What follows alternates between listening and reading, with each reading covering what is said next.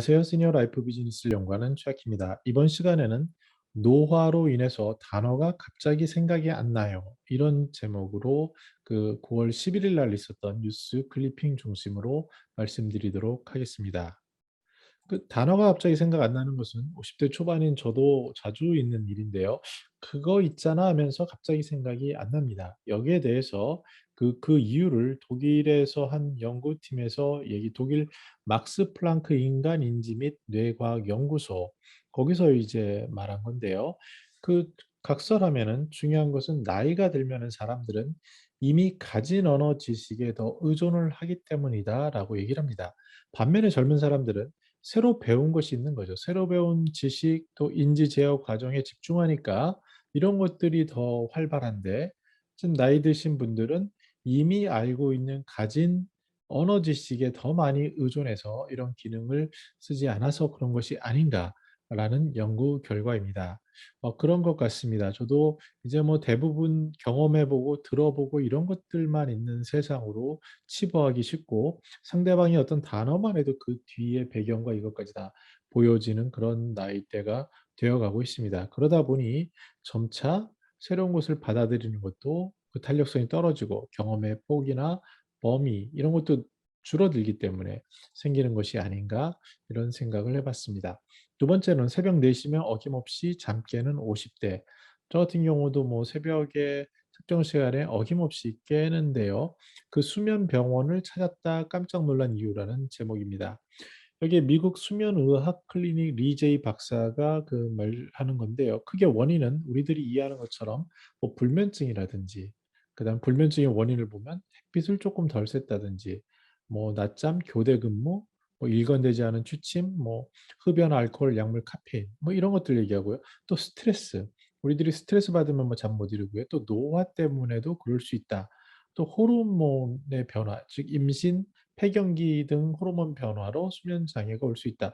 또 약물 같은 경우도 수면에 부정적인 영향을 끼칠 수 있다라고 합니다. 또 그 밖에도 여러 가지가 있는데 저도 최근에 이제 제 동생을 통해서 알았는데 하지 불안 증후군이라는 그런 것들도 있더라고요. 이제 쉬지 못하는 건데 이러한 몸의 신체의 다양한 것들 때문에 잠을 깨고 뭐 야간요까지 일부 연관이 될 수 있는데 이런 것들을 제가 뉴스로 뽑은 이유는 잠이 그만큼 중요하기 때문에 그렇습니다. 시니어들의 삶에 있어서 최소한 6 시간에서 8 시간을 주무시라라고 얘기를 하는데 거기에는 뭐 여러 가지 이유가 있죠. 근데 그중에 가장 큰 것을 보면은 이 몸이 쉬면서 그 쉴 때 몸에 있는 나쁜 것들을 다 노출하고 그리고 이 안에서 정화하는 기간 그런 시간적인 여유를 주는 것 이것이 굉장히 자연 섭리적인 것이라고 생각을 합니다. 그런데 일반적으로 8 시간을 잔다고 하면은 하루의 3분의 1 이고요. 인생의 3분의 1을 잠을 자면서 사람은 살아갑니다. 그만큼 중요한 이 잠에 대해서 앞으로 시니어 비즈니스라든지 라이프 관점에서는 너무나도 중요한 이슈고요. 그 잠을 얼마나 잘 자느냐 하는 부분에 대한 연구는 지금보다 더 굉장히 커질 것이라고 생각이 듭니다. 그래서 이러한 작은 사유들 속에서도 만약에 불편함이 있다면 이런 것들은 한번 실제로 한번 어떤 원인인지 알아볼 필요가 있고 우리나라에서도 이렇게 수면의학 클리닉 이런 것들이 점차 주변에 더 눈에 많이 띄게 될 건데 그 이유와 배경은 고령화 그리고 시니어 라이프 비즈니스와 같은 그러한 신산업의 등장이 있겠구나라고 추정해 보시면 좋을 것 같습니다. 다음 뉴스는 노쇠 예방 프로그램 효과라는 겁니다. 70대 노인이 뭐 6 개월 동안 스쿼트를 했더니 놀라운 삶의 변화가 있었다. 여기에 대해서 댓글을 보니까 뭐 스쿼트 하다가 그 근육이 뭐 크게 고장 날 수도 있고 위험한데 "이거 너무 자극적이지 않냐?" 뭐 이런 얘기가 있습니다. 근데 기사 내용을 자세히 보면요. 노쇠 예방 프로그램에 대한 것이 더 집중입니다. 이게 굉장히 정교한 프로그램인데 테스트를 한 거죠.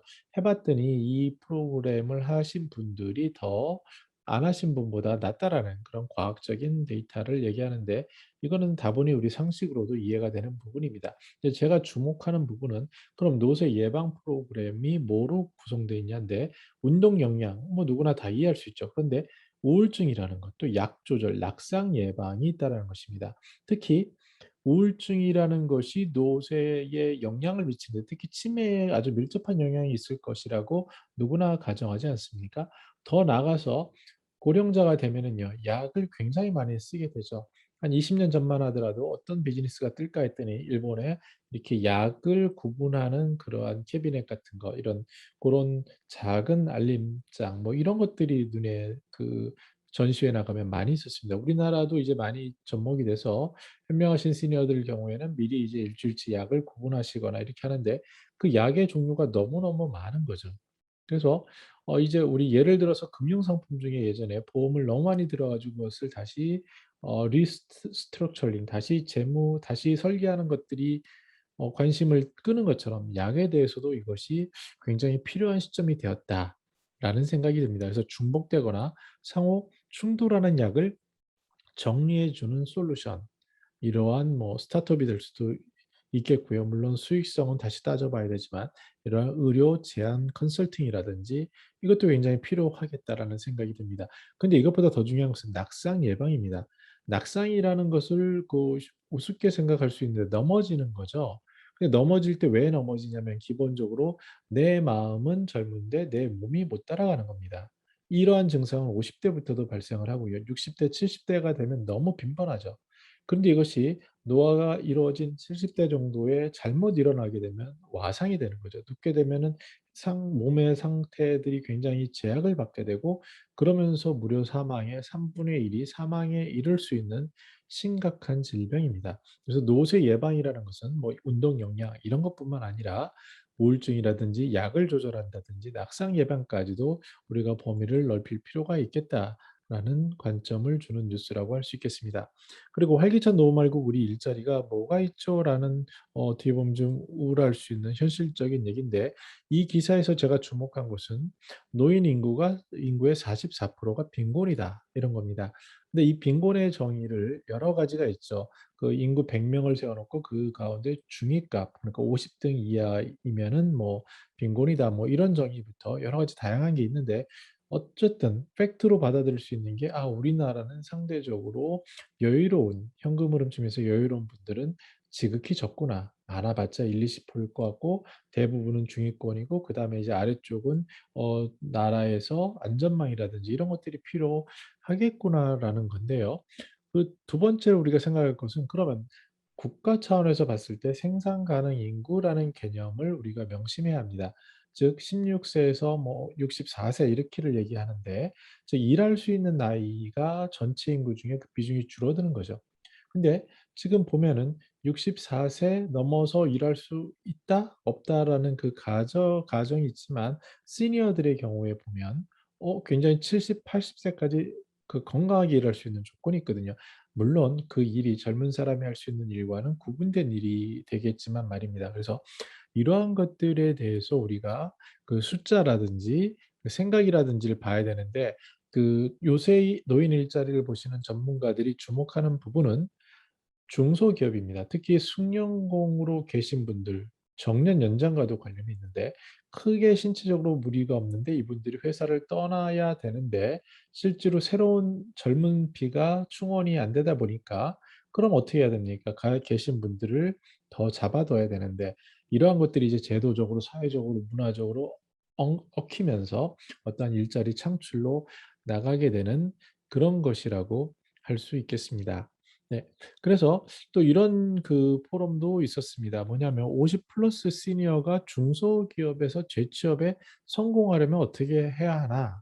이런 얘기를 했는데 역시 이쪽도 굉장히 연구가 많이 돼서 전문가들이 이런 얘기를 하는 거죠. 뭐냐면 자신의 능력을 객관적으로 보여주는 게 중요하고 또 50 플러스 전문가의 특성을 충분히 어필하는데 이것보다 더 중요한 것은 자신이 중소기업을 평가하는 식이 되면 안 된다는 겁니다. "평가자나 면접과 같은 태도를 절대 보이지 말아라."라는 얘기를 면접 팁으로 합니다. 저도 말씀드린 것처럼 이쪽에 대한 다양한 컨설팅이나 리서치를 하고 실제로 중소기업에서 약 100분 정도의 인터뷰를 해 봤는데 그 입장에서 제가 느낀 게 뭐냐면 제가 뽑는 일을 할 때 이 일에 대한 요구사항이 있지 않습니까?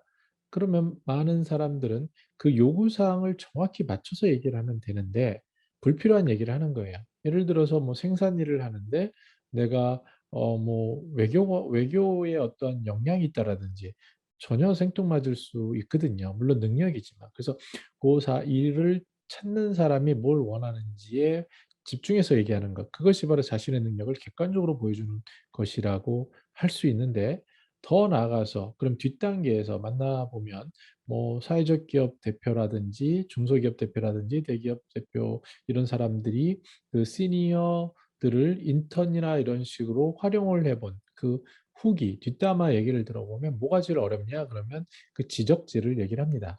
또한 아무리 태도가 나이스하더라도 어떤 얘기를 하냐면 말 한 번 섞었다가 잔소리를 이만큼 듣는다는 얘기예요. 그러니까 불편한 거죠. 그래서 요새 사람들 일하시는 거 보시면 전화하는 거 굉장히 싫어합니다. 왜냐하면 왜 전화를 싫어하냐면 말이 계속 똑같은 말이 이렇게 섞이고 뭘 해야 될지가 명확하지 않은 경우가 있는 거예요.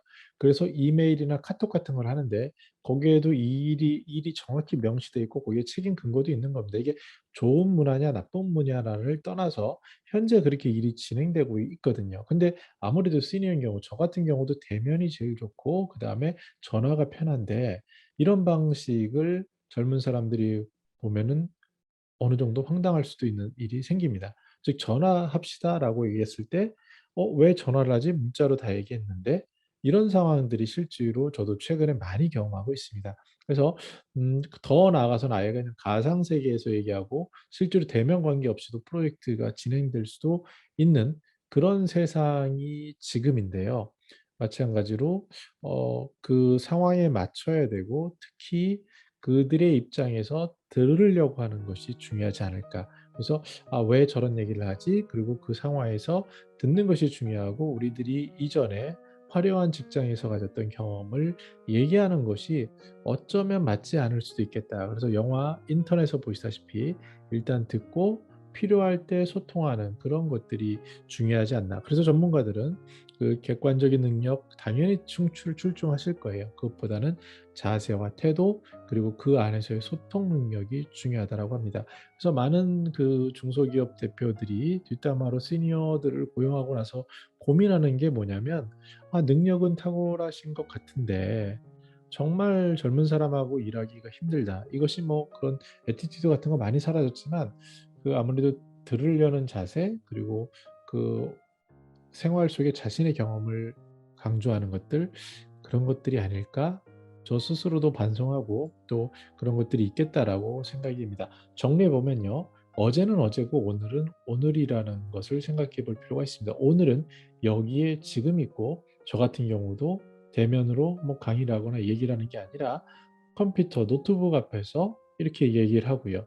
최근에 제가 이제 웰다잉에 대해서도 프로젝트에 참여를 하는데 거기에 원로 정치인이 계신데 그분도 말랑말랑하게 받아들이면서 이 시대 속에서 소통하려고 하고 중요한 대의는 콘텐츠를 딜리버리하는 거기 때문에 거기에 집중하시겠다라는 말씀을 하셨을 때 '아 정말 존경스럽구나.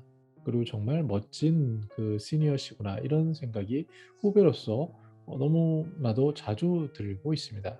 마찬가지로 우리들이 지금 살아가는 오늘은 여기에 지금에 맞춰서 하는 것이 좀 필요하지 않나. 물론 제 생각이 틀릴 수도 있지만 그런 것들을 보여주는 뉴스라고 할 수 있습니다. 저는 더 나은 시니어 삶 공동체를 연구합니다. 감사합니다.